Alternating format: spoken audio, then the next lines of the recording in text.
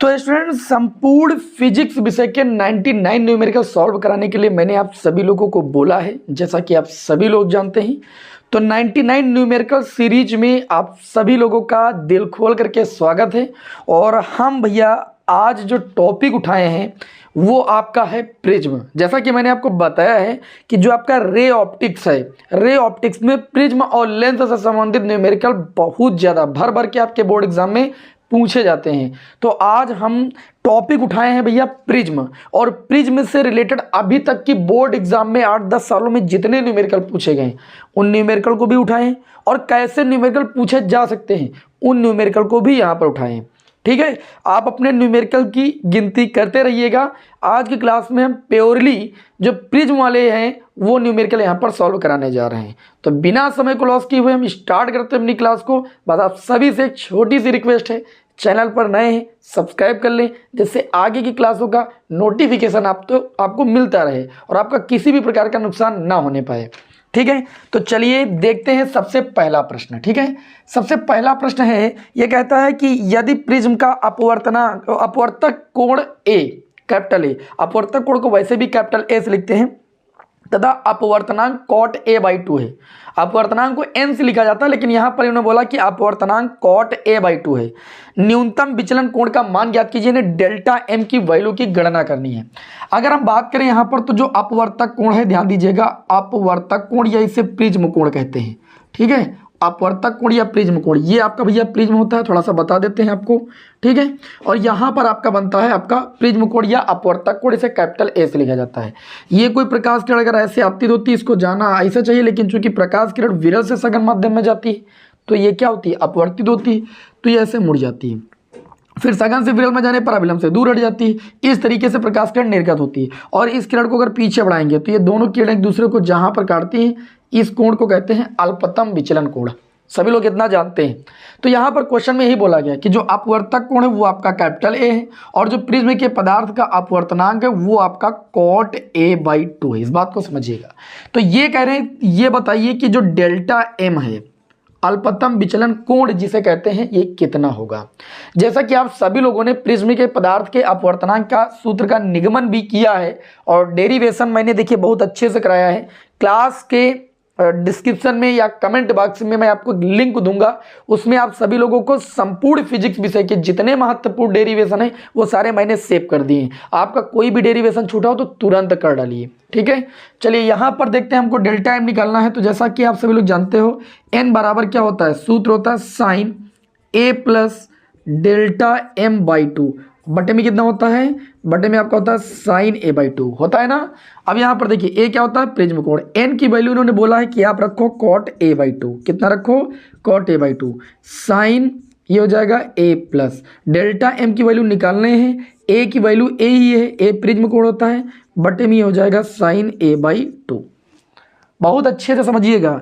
Cot A by 2 को आप क्या लिख सकते हो, आप लिख सकते हो कॉस ए बाई 2, और बटे में कितना लिख सकते हो, साइन ए बाई 2। ये आपका देखिए भाई, बटे में इधर आ जाएगा गुणे में, इनटू में कितना हो जाएगा, साइन ए बाई 2 बराबर ये कितना हो जाएगा, sine A plus delta m by 2। Clear इतनी बात। साइन ए बाई 2 से साइन ए बाई 2 आपका कैंसिल हो जाएगा। ठीक है, अब यहाँ पर अगर हम देखें तो देखिए यहाँ पर कॉस ए बाई 2 है, और दूसरे पक्ष में साइन के पदों में वैल्यू, तो कॉस को हम चेंज कर लेंगे। कॉस को हम लिख सकते हैं साइन 90 माइनस थीटा, और थीटा के स्थान पर यहाँ ए बाई 2 है, बराबर ये कितना हो जाएगा, साइन, और ये हो जाएगा A plus del M by 2। Sine से साइन दोनों पक्षों में कैंसिल हो जाएगा, हालांकि कैंसिल करके दिखाते नहीं, लेकिन तुलना करने पर हट जाता है। तो ये 90 माइनस ए बाई 2 बराबर ये कितना बचेगा, ये बचेगा ए प्लस डेल एम बाई 2। ठीक है, देखिए इस टॉपिक को इसीलिए मैंने यहाँ पर आज की क्लास में उठाया, क्योंकि इस टॉपिक से रिलेटेड न्यूमेरिकल आता जरूर है। ठीक, अब देखिए ये कितना हो जाएगा, 2 से गुणा करेंगे, 180 माइनस का ए हो जाएगा, बटे में 2, और इधर हो जाएगा ए प्लस का डेल एम बाई में 2, 2 से 2 कैंसिल। अभी हो जाएगा 180, ए को इधर ले आएंगे, माइनस ए कितना हो जाएगा, 2a बराबर कितना हो जाएगा, डेल एम। प्रश्न में यही पूछा गया था कि जो अल्पतम विचलन कोण डेल एम है उसकी वैल्यू क्या होगी, तो उसकी वैल्यू हो जाएगी 180 माइनस 2a बराबर डेल्टा एम। देखिए कितना अच्छा क्वेश्चन है। स्क्रीनशॉट आप ले लीजिए, क्योंकि आप बाद में कमेंट करने लगते हैं कि सर स्क्रीनशॉट लेने का मौका आप नहीं देते हैं। तो ये हमारा था 99 न्यूमेरिकल सीरीज का पहला प्रश्न, जो कि प्रिज्म पर आधारित है, प्रिज्म टॉपिक पर आधारित है। चलिए अगला प्रश्न हम देखते हैं, और अगला प्रश्न चित्र वाला है। ये आपके भैया बोर्ड एग्जाम 2015-17, मतलब ये कई बार रिपीट हुआ है, और 2024 में आपका आया हुआ है। ये प्रश्न आपके बोर्ड एग्जाम 2024 में भी आया हुआ है, जो अगला क्वेश्चन है। ठीक है, चलिए अगले क्वेश्चन को देखेंगे, इसे रफ कर देते हैं यहाँ पर। और जो अगला क्वेश्चन है उसमें थोड़ा सा आपको प्रकाश किरण को विचलित दिखाना है कि वो कैसे विचलित होगी। ठीक है, इसको रफ कर देते हैं फटाक से हम। एक भी न्यूमेरिकल को मिस मत कीजिएगा, और क्लास पसंद आए कि भैया दोस्तों में ज़्यादा से ज़्यादा शेयर करने की कोशिश कीजिएगा। ठीक है, जिससे हमारी भी मेहनत रंग लाए, और आप जो पढ़ रहे हैं ये इससे आपको लाभ मिल सके। देखिए ये आपका भैया प्रिज्म है, और इस प्रिज्म पर एक प्रकाश किरण 90 डिग्री का कोण बनाते हुए आपतित हो रही है। ये कोण आपका 90 डिग्री है, और प्रश्न में ये कहा जा रहा है कि ये आपका बी है, और ये आपका ए है, ये आपका सी है। ये एंगल ये कह रहे हैं कि जो प्रिज्म कोण है वो आपका 45 डिग्री है। तो प्रश्न में ये कह रहे हैं कि चित्र में प्रदर्शित प्रिज्म पर आपतित किरण के संगत निर्गत किरण को प्रदर्शित कीजिए। मतलब अगर ये किरण 90 डिग्री के कोण पर आपतित हो रही है, इस प्रिज्म के पृष्ठ पर अगर अभिलंबवत आपतित हो रही है, तो ये निर्गत कैसे होगी, मतलब कैसे इसका आगे का मार्ग होगा, इसको चित्र के माध्यम से समझाना है। आगे ये कहा जा रहा है कि यदि प्रिज्म के पदार्थ के लिए क्रांतिक कोण आपका 45 डिग्री है, क्रांतिक कोण का मतलब होता है सी। ठीक, ये आपका 45 डिग्री है। तो आपको ये बताना है कि प्रिज्म के पदार्थ के लिए क्रांतिक कोण 45 डिग्री, तो प्रिज्म के पदार्थ का अपवर्तनांक ज्ञात कीजिए। n बराबर भैया आपको ज्ञात करना है। मैं आपको एक चीज बता दूं, आप लोगों ने अपवर्तन की घटना में पढ़ा है कि जब कोई प्रकाश किरण विरल से सघन माध्यम में जाती है तो वह अभिलंब की ओर झुक जाती है, जबकि वही प्रकाश किरण अगर वह सघन से विरल माध्यम की ओर जाती है तो अभिलंब से दूर हट जाती है। लेकिन अगर कोई प्रकाश किरण को किसी अपवर्तक पृष्ठ पर हम परपेंडिकुलर आपतित करते हैं, 90 डिग्री के कोण पर आपतित करते हैं, तो वह बिना विचलित हुए सीधी रेखा में निकल जाती है। तो ये प्रकाश किरण चूंकि परपेंडिकुलर यानी लंबवत आपतित हो रही है इस अपवर्तक पृष्ठ पर, तो ये ऐसे सीधे निकल आएगी भाई, इस पृष्ठ पर आ जाएगी। बात समझ में? थोड़ा टेढ़ी हो गई है क्या, इसको हम सही कर देते हैं। ये टेढ़ी नहीं होगी, बिल्कुल स्ट्रेट ऐसे निकलेगी। बात समझ में आ गई? ऊपर से थोड़ा तिरछा जरूर होगा, इसको सही कर लीजिएगा, क्योंकि यहाँ पटरी वटरी का इस्तेमाल हम कर नहीं रहे हैं, तो थोड़ा सा तिरछा हो सकती है, उसको आप समझ लीजिएगा। ये प्रकाश किरण लंबवत ऐसे इस पृष्ठ पर आ रही थी। अब बताइए अगर ये कोण 90 डिग्री है तो इधर वाला कोण भी 90 डिग्री होगा, जाहिर सी बात है। ठीक है, अब यहाँ पर जैसे इस पृष्ठ पर आएगी तो यहाँ पर अपवर्तन की घटना पुनः होगी। लेकिन अब आपको ये ध्यान रखना, इन्होंने ये कहा है कि जो क्रांतिक कोण है वो आपका 45 डिग्री। क्रांतिक कोण 45 डिग्री होने का मतलब सघन माध्यम में जो कोण बन रहा है, जिसके लिए विरल माध्यम में अपवर्तन कोण 90 डिग्री होता है, आप लोगों ने पढ़ा भी है परिभाषा में, वह आपका 45 डिग्री है। तो सघन माध्यम में कोण कब बनेगा? जब यहाँ से अपवर्तन होगा, क्योंकि क्रांतिक कोण सघन माध्यम में बना आपतन कोण होता है। यहाँ पर अपवर्तन की घटना में क्रांतिक कोण बनेगा ही नहीं, क्योंकि आपतन कोण यहाँ विरल माध्यम में बढ़ेगा। जब यहाँ पर इस पृष्ठ पर आएगा, यहाँ पर जब अपवर्तन होगा, तो यहाँ जो आपतन कोण है वो इन्होंने कहा 45 डिग्री है। ठीक है, और वो क्रांतिक कोण इसीलिए विरल माध्यम में हमको कितना दिखाना पड़ेगा कोण, अपवर्तक कोण 90 डिग्री दिखाना पड़ेगा। तो जैसे इस पृष्ठ पर आई तो इसके लिए पहले अभिलंब खींच लेंगे। ये इस पृष्ठ का क्या हो गया? अभिलंब हो गया। अब ये प्रकाश किरण आई तो ये आपतित प्रकाश किरण, ये अभिलंब, इसके बीच जो कोण बनेगा वो 45 डिग्री। और ये कह रहे हैं ये क्रांतिक कोण है, ये सघन माध्यम में बना हुआ आपतन कोण है। इसके लिए विरल माध्यम में अपवर्तन कोण कितना होता है? 90 डिग्री, क्योंकि इन्होंने कहा कि ये क्रांतिक कोण है। अब जो इस रेखा के द्वारा विरल माध्यम में अपवर्तन कोण बनेगा वो 90 डिग्री दिखाना है। तो अगर ये परपेंडिकुलर लाइन है तो इसके परपेंडिकुलर लाइन यही वाली तो होगी, क्योंकि इस पृष्ठ पर ये लंबवत है। तो ये जो प्रकाश किरण जाएगी वह AC के स्पर्शता ऐसे बाहर की ओर निकलेगी, तब जाकर के विरल माध्यम में जो ये अपवर्तन कोण R होगा ये 90 डिग्री होगा। और अगर ये 90 डिग्री नहीं होगा तो ये क्रांतिक कोण आपका नहीं कहलाएगा। ठीक, और यहाँ क्रांतिक कोण बन नहीं सकता था, क्योंकि यहाँ विरल माध्यम में आपतन कोण बन रहा था। क्रांतिक कोण सघन माध्यम में बना आपतन कोण है, जिसके लिए विरल माध्यम में अपवर्तन कोण कितना होता है? 90 डिग्री। तो इस तरीके से ये इसका फिगर कंप्लीट हुआ। बात समझे कि नहीं? और ये 45 होगा भी, क्यों? देखो मेरी बात समझिएगा, ये 90 है, ये 45, तो ये एंगल 45 होगा, और ये 45 होगा तो ये पूरी ये इस लाइन से यहाँ तक ये क्या होगा? 90 ही तो होगा, क्योंकि ये परपेंडिकुलर है, तो ये 45 ही बचेगा। समझ पा रहे हो। अब यहाँ पर सूत्र लगा देंगे, n बराबर आप लोगों को अपवर्तनांक और क्रांतिक कोण में संबंध बताया गया, n बराबर 1/sin c। अपवर्तनांक ज्ञात करने के लिए बोले हैं sin c, c की वैल्यू कितनी है 45 डिग्री। n बराबर साइन 45 डिग्री की वैल्यू कितनी होती है 1/√2। √2 ऊपर लेकर चले जाएंगे क्योंकि बटे वाला ऊपर ही जाता है, √2 की वैल्यू होती है 1.414। वेरी वेरी मोस्ट इंपॉर्टेंट भैया क्वेश्चन था, स्क्रीनशॉट आप सभी लोग ले सकते हैं। आगे हम बढ़ेंगे आज की क्लास के अगले न्यूमेरिकल की ओर। जो अगला न्यूमेरिकल है वो भी बहुत ही ज़्यादा इंपॉर्टेंट न्यूमेरिकल है, ठीक। हमको बिल्कुल भी लीव करके नहीं चलना है।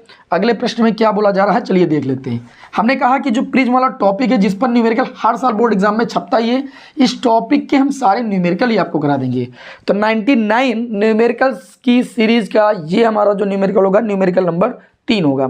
इसमें ये कहा गया है कि यदि किसी प्रिज्म के लिए प्रिज्म कोण तथा न्यूनतम विचलन कोण दोनों का मान कैपिटल ए हो तो प्रिज्म के पदार्थ का अपवर्तनांक क्या होगा। इन्होंने कहा किसी प्रिज्म के लिए प्रिज्म कोण और न्यूनतम विचलन कोण, अच्छा प्रिज्म कोण ए होता है वो तो आपका ए ही हो, और जो कह रहे हैं न्यूनतम विचलन कोण डेले में होता है वो भी आपका ए ही हो। तो ये कह रहे हैं प्रिज्म के पदार्थ का अपवर्तनांक क्या होगा, प्रिज्म के पदार्थ का अपवर्तनांक n बराबर क्या होगा। तो आप सभी लोगों ने सूत्र पढ़ा n बराबर sine a plus delta m/2 अपान में आप लोगों ने पढ़ा साइन a/2 पढ़ा है ना। अब ये हो जाएगा देखिए n बराबर साइन, इन्होंने कहा कि जो a है तो वो तो a है ही है, जो डेल्टा m है वो भी a है और बटे में 2, और ये हो जाएगा साइन a/2। तो ये हो जाएगा n बराबर साइन ऊपर a 2a हो जाएगा, तो ये हो जाएगा 2a/2 अपान में कितना हो जाएगा साइन a/2, 2 से 2 कैंसिल, ऊपर बचा आपका ओनली में साइन a और नीचे आपका बचा साइन a/2।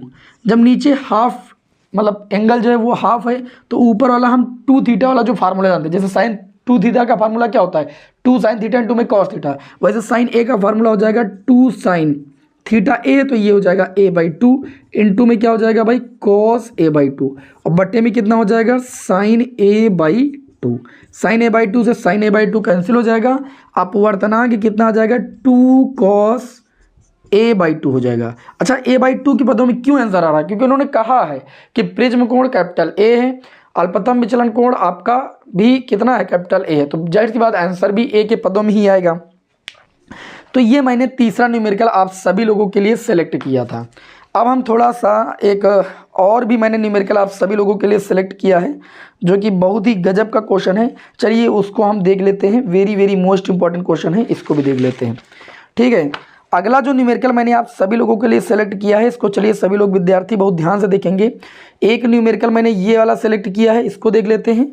ठीक, इसमें कहा गया है कि कैपिटल ए प्रिज्म कोण वाले प्रिज्म के पदार्थ का अपवर्तनांक कोसेक कैपिटल a/2 है, न्यूनतम विचलन कोण ज्ञात कीजिए। कैपिटल ए प्रिज्म कोण वाले ये कह रहे हैं कि जो प्रिज्म कोण है वो कैपिटल ए ही है, ठीक है, वाले प्रिज्म के पदार्थ का जो अपवर्तनांक है, अब ये अपवर्तनांक दे दिए कोसेक a/2।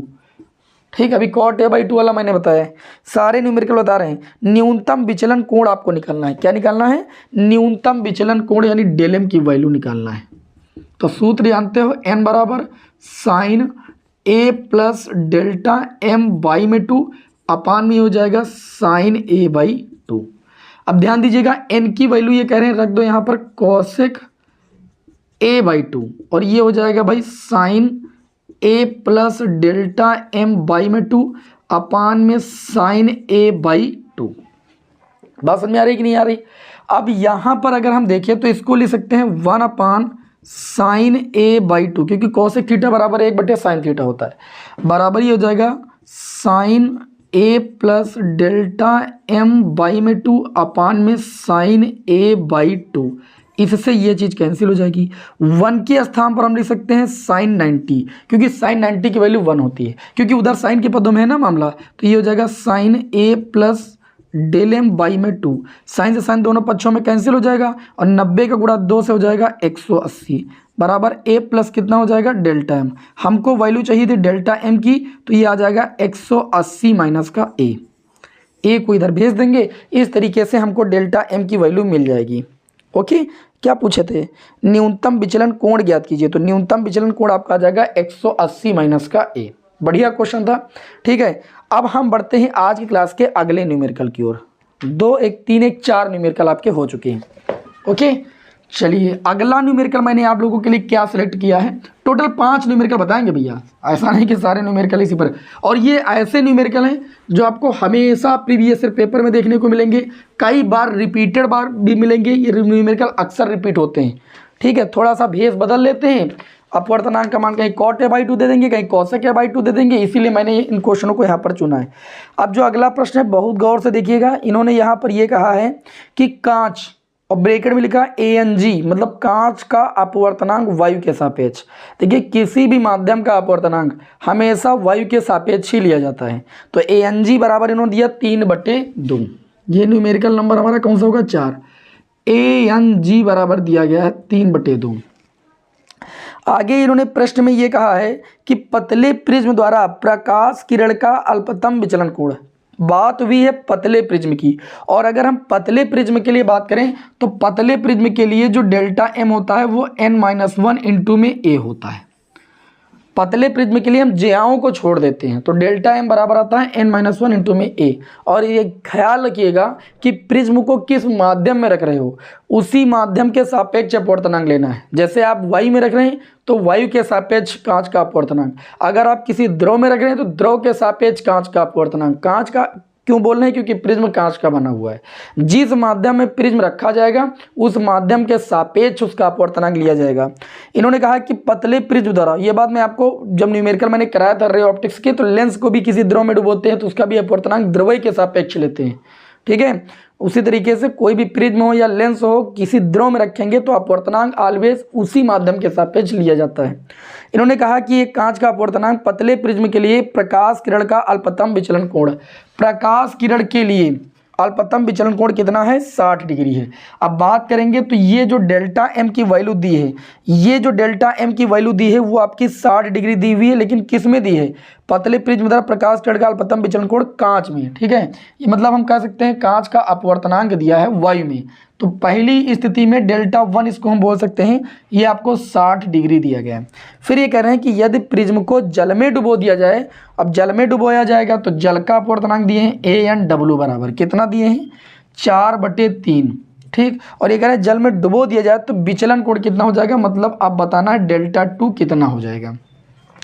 मैं आपको एक चीज़ बताऊं, अगर हम बात करें यहाँ पर प्रथम स्थिति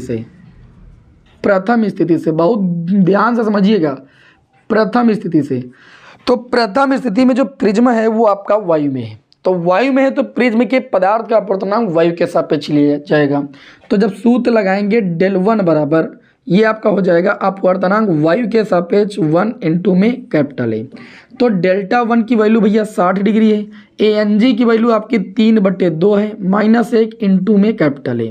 तो यहाँ जब सॉल्व करेंगे 60 बराबर 3/2 से 1, मतलब 3/2 का मतलब 1.5 से 1 घटाएंगे तो आधा ही तो बचेगा, और गुणे में A, तो 2 इधर आ जाएगा, तो A बराबर आ जाएगा 120 डिग्री। पहली स्थिति से जो प्रिज्म कोण आया वो आपका 120 डिग्री आया। अच्छा, बात करेंगे द्वितीय स्थिति की। द्वितीय स्थिति से आपको क्या पता चलता है, द्वितीय स्थिति से आपको ये पता चलेगा यहाँ पर कि अब जो प्रिज्म है उसको हमने किस में डुबो दिया है। देखिए इन्होंने क्या कहा कि जो प्रिज्म है, प्रिज्म को जल में डुबो दिया जाता है। अब भैया हम जल में डुबोएंगे तो प्रिज्म का जो कांच का अपवर्तनांक होगा वो जल के सापेक्ष होगा, ठीक है। तो द्वितीय स्थिति में जो डेल्टा2 हो जाएगा, अब जो अपवर्तनांक लेंगे, चूंकि हमने द्रव में डुबो दिया है जल में, तो जल के सापेक्ष G मतलब कांच का अपवर्तनांक, क्योंकि प्रिज्म कांच का बना है, -1 इंटू में A, बस इतना कर देना है, बस जिसमें डुबोगे उसके सापेक्ष अपवर्तनांक। तो डेल्टा2 निकालना है, और ANG बराबर क्या होता है, जैसे आपने इस A1N2 बराबर पढ़ा है N2/N1, मतलब कहने का मतलब दूसरे माध्यम का वायु के सापेक्ष अपवर्तनांक बटे में पहले माध्यम का वायु के सापेक्ष अपवर्तनांक। तो पीछे G मतलब इस G का वायु के सापेक्ष अपवर्तनांक, और बटे में W का वायु के सापेक्ष अपवर्तनांक, बटे में -1 इंटू में A। वैल्यू चलिए रखते हैं यहाँ पर। तो डेल्टा2 बराबर ANG की अगर बात करें तो ANG की वैल्यू आपको दी गई है 3/2। बात करेंगे ANW की वैल्यू तो दी गई है 4/3, -1 इंटू में A की बात करें तो A की वैल्यू आपकी 120 डिग्री। तो डेल्टा2 बराबर ये आपका हो जाएगा 3 और 3 का गुणा 9, 4 और दूनी कितना हो जाएगा 8 माइनस 1 इंटू में 120। अब ये आपका हो जाएगा 8 एकम 8, 9 से 8 जाएगा तो ये आपका डेल्टा 2 बराबर कितना आ जाएगा 8 एकम 8, 9 से 8 जाएगा 1/8 गुणे में 120। इसको काट लेंगे, 4 दूनी 8, 4 तेई 12, 30 हो जाएगा। 2 से और काटेंगे, डेल्टा 2 बराबर आ जाएगा 15 डिग्री। तो जब हम प्रिज्म को द्रव में यानी जल में डुबो देंगे तो जो अल्पतम विचलन कोण आएगा वो आपका 15 डिग्री आएगा। और बहुत बढ़िया क्वेश्चन था, इसका स्क्रीनशॉट आप ले सकते हैं। अब एक आपके सामने और तगड़ा क्वेश्चन लेंगे। ये जो न्यूमेरिकल हमने लिया है ये प्रिज्म के टॉपिक से रिलेटेड हमारा लास्ट न्यूमेरिकल होगा, ठीक है। अगला जो न्यूमेरिकल लिया है वो प्रिज्म से रिलेटेड हमारा लास्ट न्यूमेरिकल होगा, जो कि बहुत ही गजब का क्वेश्चन है। 2024 के बोर्ड एग्जाम में पूछा गया है, 22 में पूछा गया है, 20 में पूछा गया। इसके पहले भी मैंने पेपर उठा के देखे, उसमें भी 2-4 बार पूछा गया है। टोटल ये 5 से 6 बार भैया पूछा गया, जो अगला न्यूमेरिकल मैंने आपके समक्ष सेलेक्ट किया है। तो सभी विद्यार्थी ध्यान से देखेंगे। और ये 99 न्यूमेरिकल सीरीज का हमारा जो न्यूमेरिकल नंबर होगा वो आपका 6 होगा। और आज से ये टॉपिक हमारा भाई खत्म। मैंने प्रिज्म बोला था और रे ऑप्टिक्स में लेंस पर आधारित न्यूमेरिकल बोले थे, तो अब और जो न्यूमेरिकल उठाएंगे वो रे ऑप्टिक्स से उठाएंगे। फिर अगला जो हम उठाने वाले हैं वो अल्टरनेटिंग करंट से उठाने वाले हैं। लेकिन न्यूमेरिकल हम कहीं ना कहीं से उठाएंगे, जो टॉपिक मैंने बताया उसी से उठाएंगे, ठीक है। तो चलिए भाई देखते हैं न्यूमेरिकल नंबर 6। पहले इसका फिगर बना लेते हैं। इसमें कहा गया है कि एक 90 डिग्री कोण वाले प्रिज्म के पृष्ठ AB पर एक वर्णी प्रकाश की किरण चित्रानुसार आपतित होती है। अपवर्तन के पश्चात निर्गत किरण पृष्ठ AC के स्पर्शवत निकलती है। प्रिज्म के पदार्थ का अपवर्तनांक ज्ञात कीजिए। बहुत ही गजब का क्वेश्चन है। यहाँ पर देखिए आपका ये प्रिज्म बनाया गया है, देख सकते हो ये प्रिज्म है, ठीक है। और यहाँ पर ये इसका लंब है, इस पृष्ठ के लिए ये इसका नॉर्मल है, मतलब अभिलंब है। और ये कहा जा रहा है, ध्यान दीजिएगा, ये जो प्रकाश किरण है ये आपतित हो रही है 45 डिग्री के कोण पर, ये बात कही जा रही है, ठीक। और उसके बाद ये जब यहाँ से निकल रही है, ऐसे निकलने के बाद इसका अभिलंब थोड़ा सा आगे बढ़ा के खींच लीजिए, ठीक।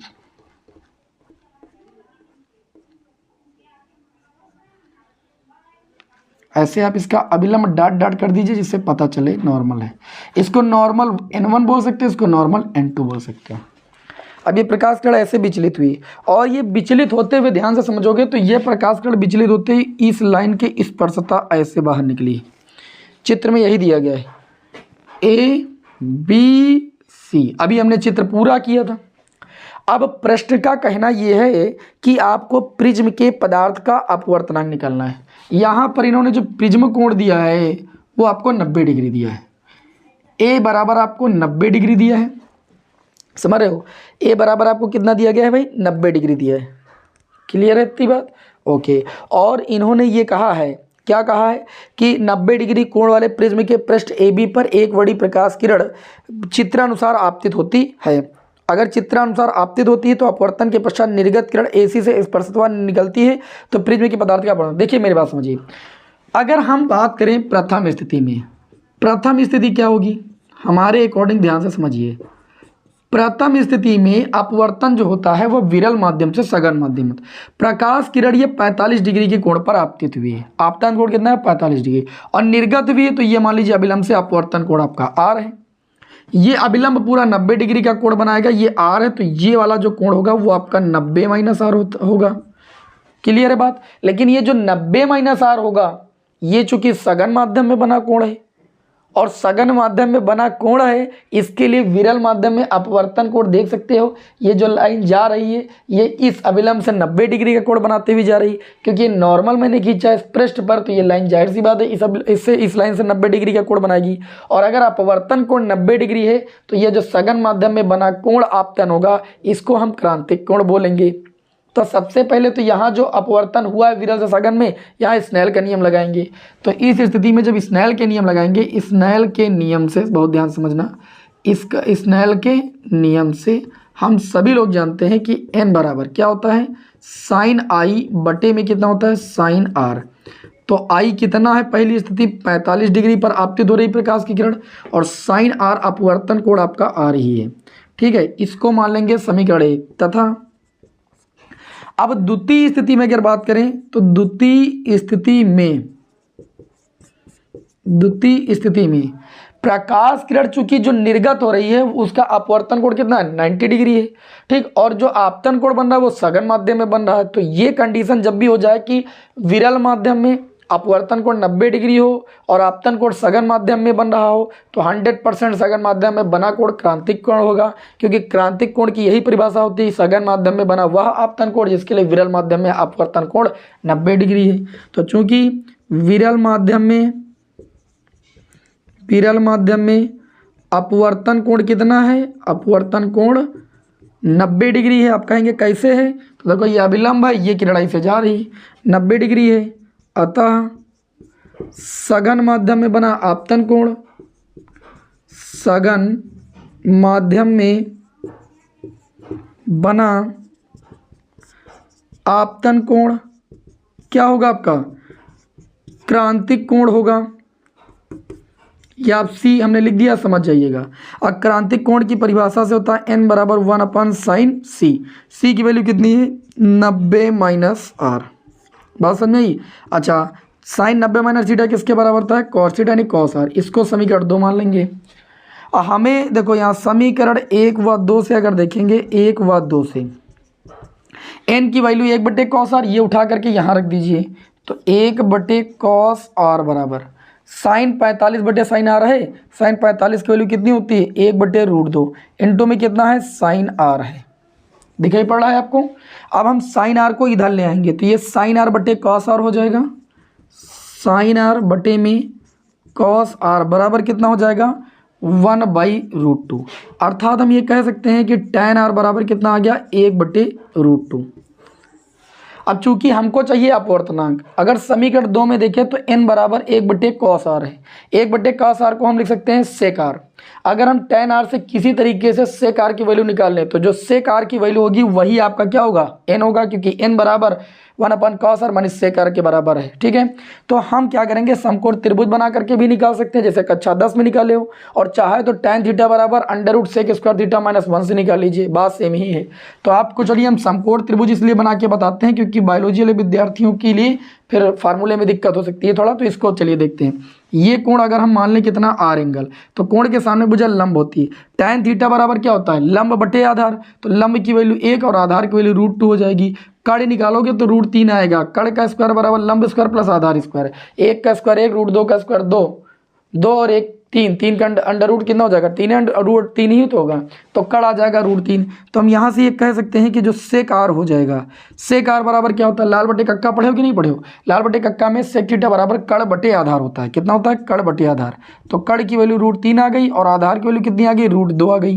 तो हम ये कह सकते हैं sec r की वैल्यू जो आ गई वो आपकी √3/2 आ गई। तो इस तरीके से हम ये कह सकते हैं कि जो n की वैल्यू होगी वो आपकी √3/2 होगी। क्यों, क्योंकि भैया n बराबर ही तो आपका 1/cos r है, यानी sec r है, और sec r की वैल्यू √3/2 आई, तो n बराबर कितना हो जाएगा √3/2। बहुत ही बढ़िया क्वेश्चन था, एग्जाम में ये कई बार आ चुका है, अच्छे से इसको नोट कर लीजिएगा, ठीक है। आप फार्मूला भी आप लगा सकते हो, tan स्क्वायर थीटा बराबर sec स्क्वायर थीटा माइनस 1 पढ़े थे ना, वहाँ फार्मूला लगा करके भी निकालोगे इतना ही आएगा। हमने सोचा ऐसे बता दो तो ज़्यादा सरल हो जाएगा।